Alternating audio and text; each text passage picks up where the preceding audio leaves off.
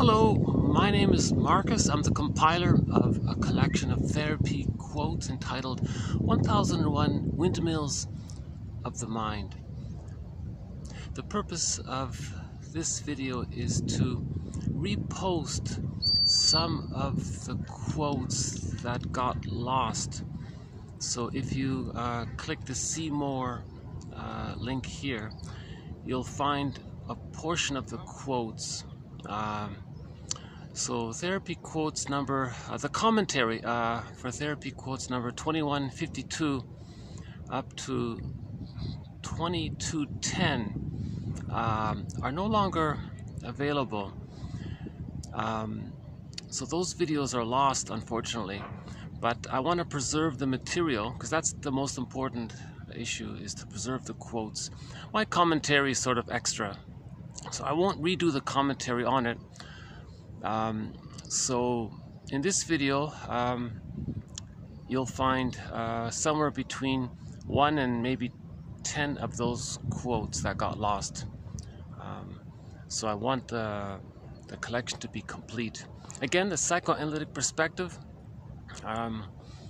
This is a theory about how if we can become conscious of what we forgot or never even knew, but it's known, if we can become conscious of this unknown known, then we're more integrated. We feel more connected to ourselves. That's the idea. So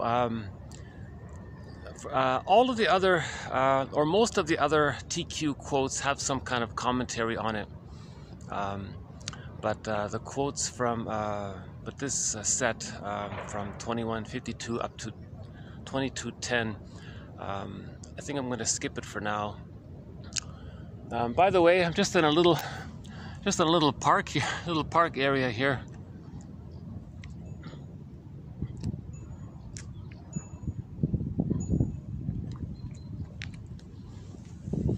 So I'll continue with the commentary in the videos from 22, I believe. I think it's 22, oh boy, 22, 23 onwards, there'll be further commentary. Right. Okay. So I'm tempted to just comment a little further here. We have 50 threads or themes or topics or e-booklets or chapters within the psychoanalytic perspective. Repetition compulsion is a major one. How we replay the past in the present, magically thinking we can undo the past and get a better outcome and have the happier results of a happier past in our fantasy in the present. It doesn't work. But if there's trauma in the past, the person wants to relive it so it's not so painful, right? So TQ 2119 up to 2129 by Paul Levi-Russell offered some excellent quotes on that topic. So one of our key threads, repetition compulsion. Russell says the baby needs safety. If he has the safety, of course he's going to allow himself to have his feelings. His feelings linked to his identity. I feel, therefore I am. But if the safety's lost, he's going to sacrifice his feelings.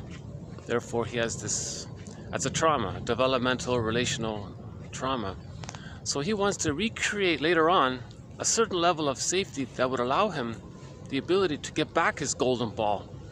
Now nobody in the present, past the age of 5, can offer that kind of security. Right? That time in the nursery, that's a one-time deal. If that was misattuned or went wrong, a person cannot still try to get those nursing needs met. But it's as if the person might want to try to do that with someone else. But no one else past the age of 5 can be the breast mother and offer that kind of safety. And it's past that critical developmental period. So either we repeat, it doesn't work, we can't get that safety, we're disappointed, so you repeat again because we're still trying to not feel the pain of losing that safety, right? So repetition compulsion is a sign of trauma, right? Russell says they're basically synonymous.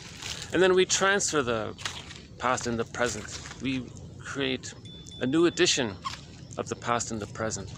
That doesn't work. So Russell says, we are repeating because we're not feeling. So we can mourn the loss of not getting the safety we need. Then we get back to feelings. Then we stop repeating. That's the heart of the matter, to go through that mourning process. And that's another key booklet or set of quotes called Complicated Grief. So if we can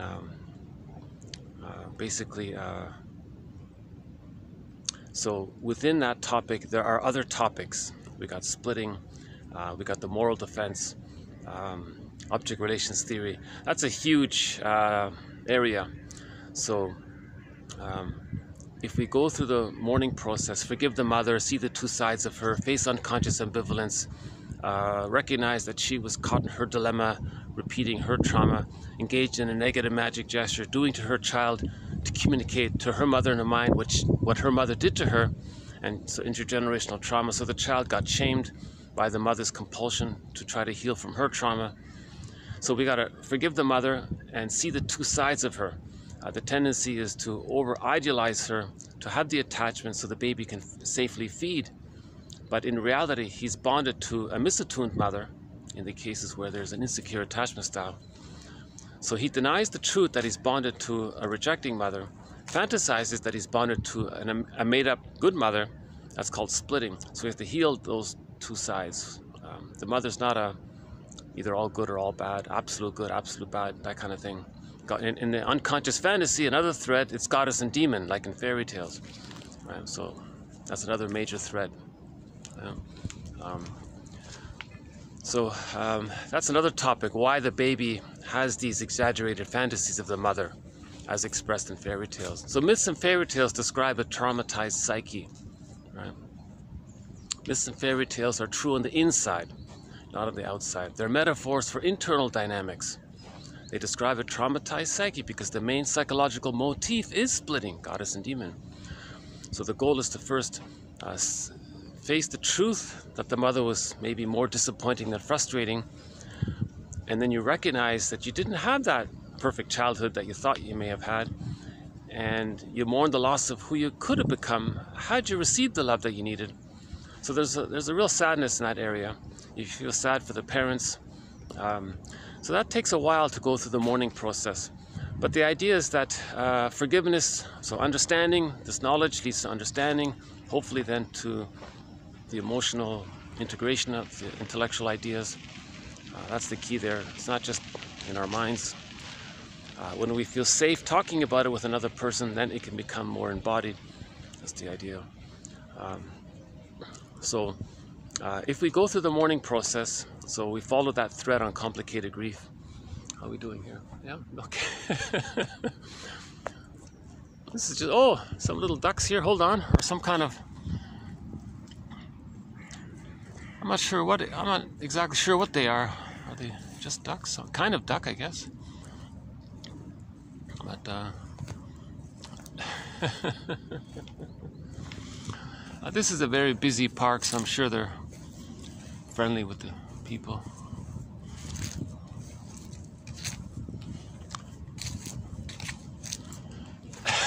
They're funny looking ones, aren't they? Huh?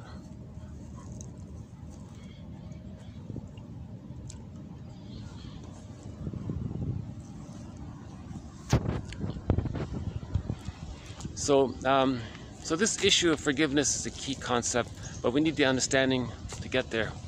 So then when we mourn, we bring the two sides up, we get an honest assessment of the mother, an honest one. Then we see her as a whole person, not as a goddess or demon in the unconscious fantasy. In the schema, in the working model within. We want an image of the mother as an ordinary person, not as goddess or demon, right, in the fantasy. Right? So once we get to whole object relations, right, then we can differentiate. I'm okay, you're okay.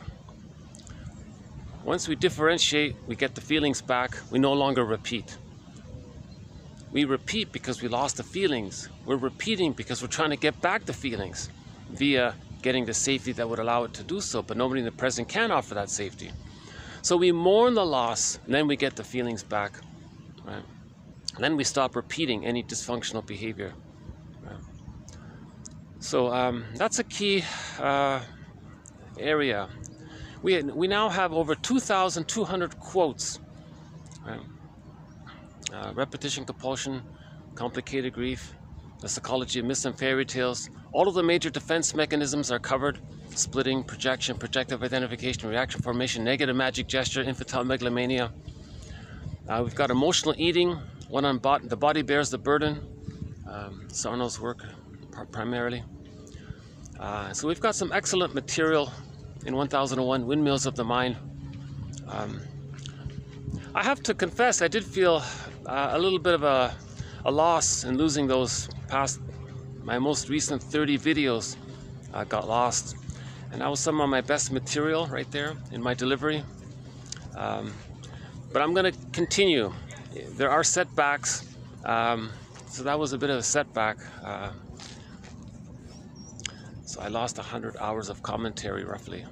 30 videos, yeah, almost 100 hours of commentary. But some of it was pretty good. I was proud of some of it, even though no one's probably seen it. I don't get much views. My average video gets maybe 5 or 10 views, but the total watch time is maybe 3 or 4 minutes, let's say. So, but I focus on the material, the quotes. So again, the see more link, the quotes are there. Now, for convenience, if somebody wants a file for the complete 2,000 quotes, actually, the TQ quotes are now 22 plus 100 quotes. But 1001 Windmills of the Mind, the complete file, has actually over 5,000 quotes. So there are another sort of bonus quotes that are sort of honorable mentions. I'm trying to pick out the best of the best. So for example, quotes by Masterson, quotes by Edmund Burglar, Melanie Klein, Karen Horney, William Fairbairn, Margaret Mahler. We've got Robert Bly. We've got quotes from all of the major object relations theorists, Guntrip and Solani and so on. Ogden's a big, others.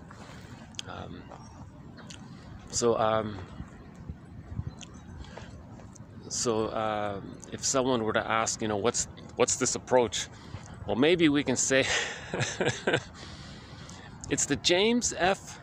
Mastersonian, Edmund Burglarian, Karen Hornian, William Fairbairnian, Margaret Mahlerian, Melanie Kleinian approach. Those are the main mentors, those 6 there. Plus, Robert Bly sort of makes a guest appearance. His metaphor about the unconscious, this bag that we drag behind us, and our golden ball is in there. We want to get back the golden ball, like in the fairy tale. Robert Bly, we have some excellent quotes from him. He's sort of a guest mentor. Okay. Yeah, we do have a couple of quotes on pet therapy, and maybe we'll have some more quotes on pets. Some people form their first sense of their first glimpse of unconditional love from their pets. They mirror their friend, their human friend. So they're very attuned and sensitive to the human. And maybe a person never got that in childhood. So a pet, maybe it's the first time when someone feels that kind of warm attentiveness. And so we have a few quotes on pet therapy. It's not really a thread, but okay. So I'll just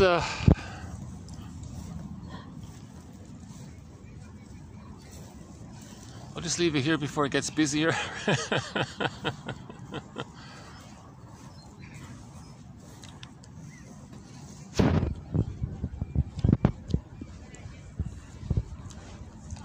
I'm posting this from Germany. I find the locals to be quite healthy, and there's a lot of green spaces around, a lot of parks everywhere.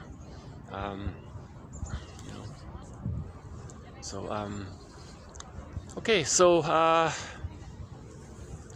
I'm gonna just, replay this video to hold the quotes that got lost.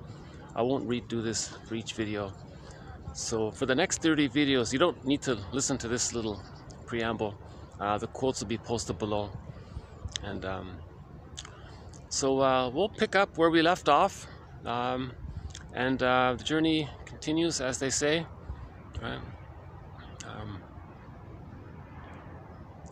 Again, Robert Bly's metaphor, so much of who we are gets lost by the age of 5. It gets put into this bag that we drag behind us.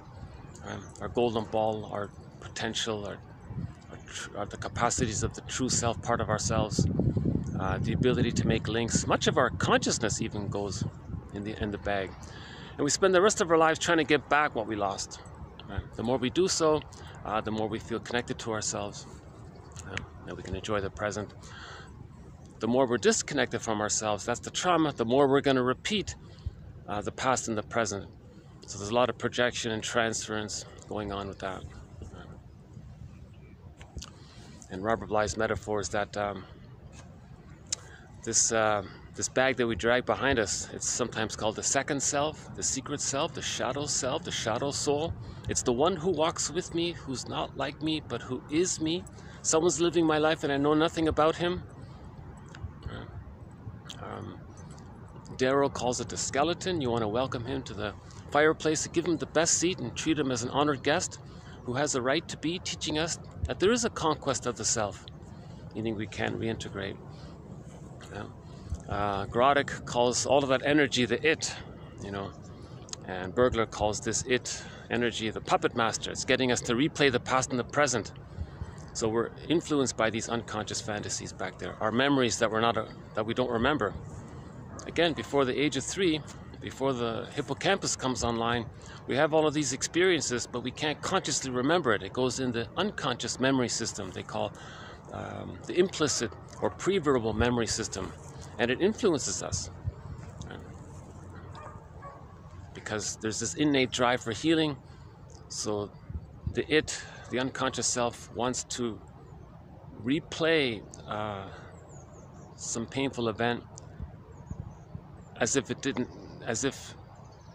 it's what happened, as if what the past didn't happen. Because in the unconscious, it's timeless. It doesn't understand time. So maybe it thinks, well, let's redo it, and that'll be it, or something. But it can't be done. It's a secondary delusion. So it's like Sisyphus. Repetition compulsion is like Sisyphus. Edmund Bergler, one of our mentors, his metaphor is that every neurotic is a music enthusiast, his analogy. But he only has one record, and he carries this record, one of these vinyl long disc playing records, Victrola record. And he carries this record everywhere with him. Wherever he goes, he carries this one record. He only has this one record. Every time he sees a record player, he spins off that one record. So that's his metaphor for repetition compulsion.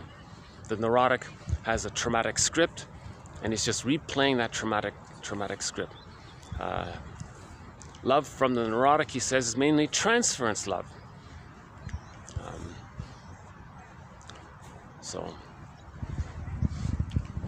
Oh, somebody's fancy boat there.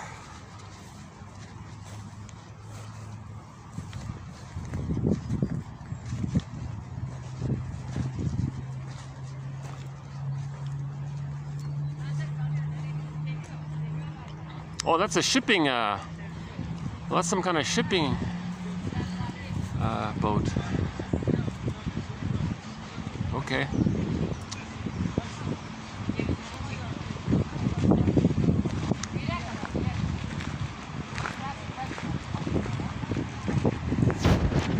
Yeah, the languages you hear in Germany, it's quite amazing. You get to hear pretty much every European language. Actually, it's amazingly multilingual here. In one day, I might hear, 20 different languages or something. I feel like there's more variety of languages here in Germany than even in Canada, where I grew up. There he goes.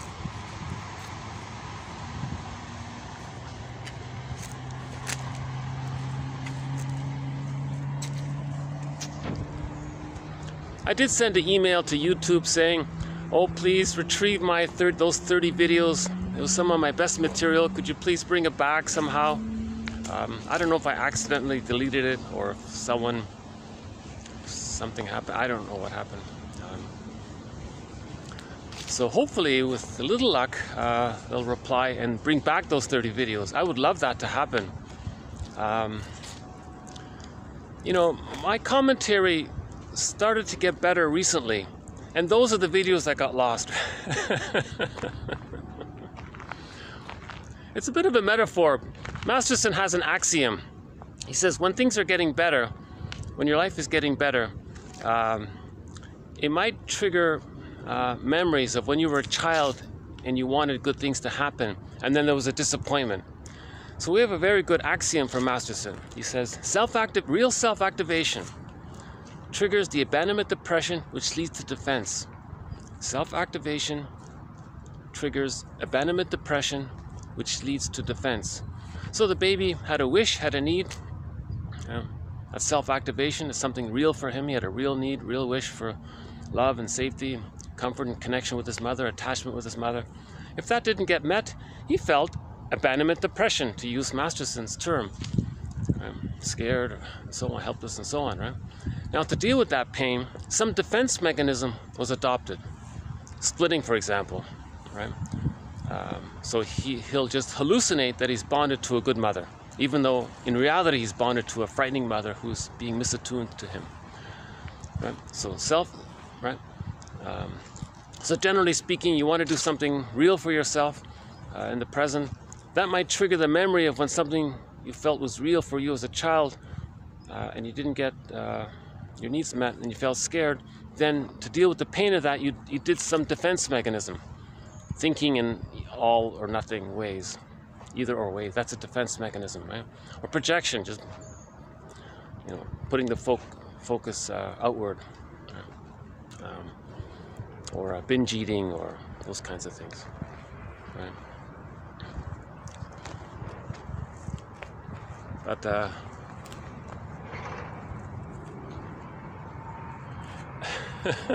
I'm still trying to figure out how that happened. How did I lose those 30 videos? Did I accidentally press the little box that automatically clicked the tick box to the 30 videos posted below it? Something like that. I'm thinking maybe that's what happened. But anyways, it felt like a sadness to me, because it's something that I wanted to share, and it's lost. And I felt like there was some good commentary there about prejudice. Another major. Oh my God, we did some great material on prejudice in those 30 videos, right? So hopefully in the future videos we'll update our thread on prejudice. That's a key one, and the psychology of religion, another key one, right? So those are two further e-booklets, right? Okay, so I'll just hit the pause button here. Our theme song to 1001 Windmills of the Mind is Katja Epstein's German rendition of the song Windmills of the Mind. Great song. If you click any of the other videos, usually at the end we close the video with that song.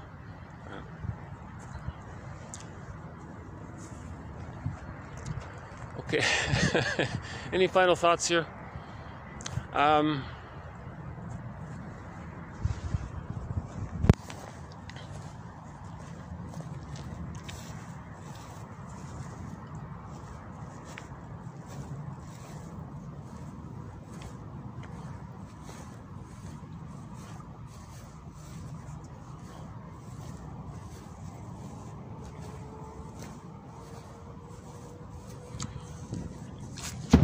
was just reminded of Claire Weeks' book, Hope and Help for the Nerves.